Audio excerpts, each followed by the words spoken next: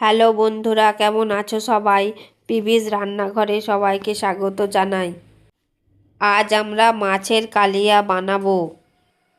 মাছের কালিয়া বানানোর জন্য আমরা বড় বড় মাছের চাকা 4 পিস নিয়ে নিয়েছি। তার সাথে আছে টমেটো, টক দই, পেঁয়াজ বাটা, রসুন বাটা, লঙ্কা, আদা বাটা, হলুদ গুঁড়ো, জিরে গুঁড়ো, কালো জিরে, লবণ আর তেজপাতা। কড়াইতে তেল দেওয়ার পর তেল গরম হয়ে গেলে বড় মাছের চাকাগুলো আস্তে আস্তে দিয়ে দিলাম গরম তেলে। বন্ধুরা, তোমরা কে কে বড় মাছের কালিয়া খেতে পছন্দ করো আমাকে কমেন্ট করে অবশ্যই জানাবে। রান্নার ভিডিওটা ভালো লাগলে অবশ্যই লাইক, কমেন্ট ও শেয়ার করবে এবং সাবস্ক্রাইব করে আমাদের চ্যানেলের পাশে থাকবে। মাছগুলোর এক পিঠ ভাজা হয়ে গেলে উল্টে দিতে হবে অন্য দিকটা ভাজার জন্য।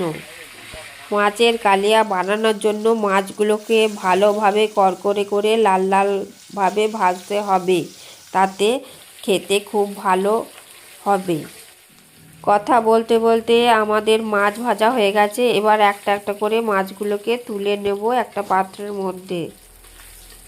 চলো তাহলে আমরা মাছের কালিয়া বানাতে আরম্ভ করি। প্রথমেই গরম তেলে তেজপাতা দিয়ে দেওয়া হলো, তারপর চিড়ে রাখা কাঁচা লঙ্কাগুলো দিয়ে দেওয়া হলো, তারপর কালো জিরের ফোড়ন দিয়ে দেওয়া হলো। এরপর টমেটো কুচিগুলোকে আস্তে আস্তে দিয়ে দেওয়া হলো। খুন্তি দিয়ে টমেটোগুলোকে ভালোভাবে নাড়াচাড়া করার পর আস্তে আস্তে রসুন বাটা ও পেঁয়াজ বাটাটা দিয়ে দেওয়া হলো। খুন্তি দিয়ে ভালোভাবে মিশ্রণটাকে নাড়াচাড়া করে এবার পরিমাণ মতো লবণ দিয়ে দিতে হবে। পেঁয়াজ, রসুন, টমেটোকে ভালোভাবে কষাতে হবে। কষানো হয়ে গেলে এবার আদা বাটা, জিরে বাটা, হলুদ গুঁড়ো এবং গরম মশলার গুঁড়ো দিয়ে দেব।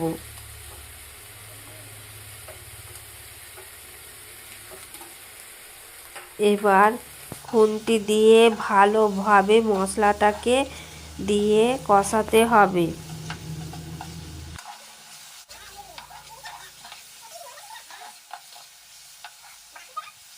মাছের কালিয়া বানানোর জন্য আমরা এখানে ঈষৎ উষ্ণ গরম জল ব্যবহার করেছি।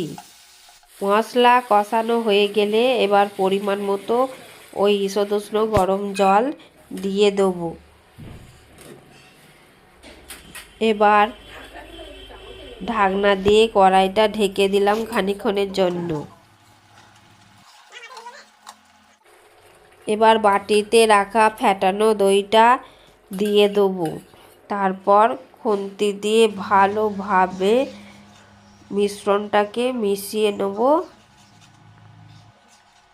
এবার মিশ্রণটি ফোটানোর জন্য কড়াইয়ে ঢাকনা দিয়ে দিতে হবে। খানিকক্ষণ বাদে কড়াইয়ের ঢাকনা খুলে ফুটন্ত মিশ্রণেতে ভেজে রাখা মাছের চাকাগুলো আস্তে আস্তে দিয়ে দিতে হবে।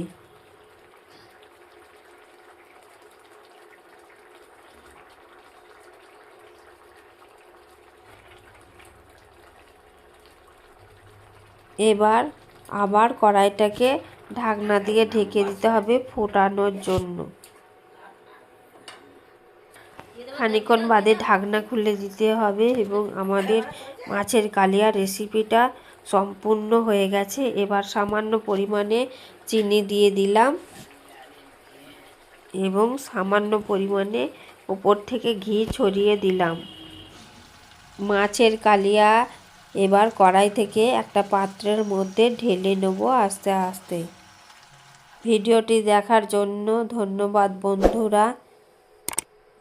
মাছের কালিয়ার এই রেসিপিটা তোমরা ঘরোয়াভাবে বাড়িতে একবার অবশ্যই ট্রাই করে দেখবে।